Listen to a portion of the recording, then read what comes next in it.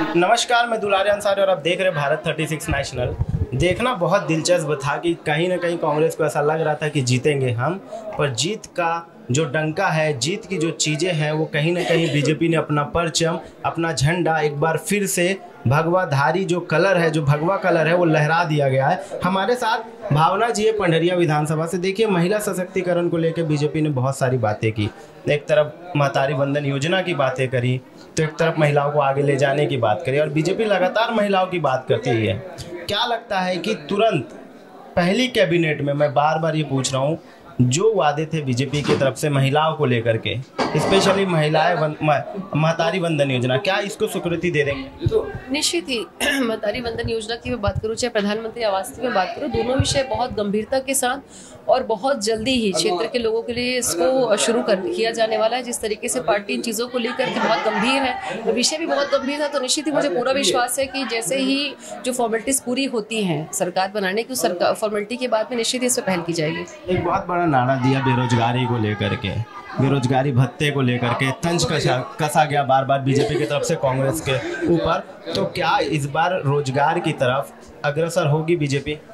देखिए, बीजेपी ने हमेशा से, भारतीय जनता पार्टी ने, चाहे केंद्र की बात करूँ मैं, चाहे जहाँ छत्तीसगढ़ में जब भाजपा की सरकार उस समय की बात करूँ, हमेशा से स्किल डेवलपमेंट की हमने बात की है। न सिर्फ रोजगार बल्कि स्वयं के व्यवसाय पे हमेशा भारतीय जनता पार्टी का फोकस रहा है। माइक्रो जो स्किल्स के जो काम है, नरेंद्र मोदी जी ने, हमारे प्रधानमंत्री जी ने उसे बहुत ज़्यादा फोकस किया। तो निश्चित ही भारतीय जनता पार्टी आगे आने वाले समय में युवाओं के लिए बहुत अच्छे रोजगार के अवसर भी लाने वाले हैं। शराबबंदी को लेकर कोई कदम उठाए जाएंगे क्या? देखिए, भारतीय कांग्रेस सरकार की घोषणा पत्र में 2018 में शराबबंदी की जो बात की गई थी, उनके मैनिफेस्टो में थी वो चीज़ें, और मैनिफेस्टो में होने के बाद भी उन्होंने शराबबंदी नहीं की थी, जिसका आक्रोश दिखा है। भारतीय जनता पार्टी के कार्यकाल में कभी इस तरीके से माहौल नहीं था जो आज हम 6-7 बजे के बाद अगर आप किसी क्षेत्र में जाते हैं, युवाओं की आप स्थितियाँ देखेंगे बहुत गंभीर है। लगातार नशे में वो जो काफ़ी जो युवा धुत दिखाई दे रहे हैं, वो सब भारतीय जनता पार्टी की सरकार में नहीं रहा, तो निश्चित ही इस पर नियंत्रण करना तो बहुत ज़रूरी होगा। हमारे साथ भावना जी थे पंडरिया विधानसभा से।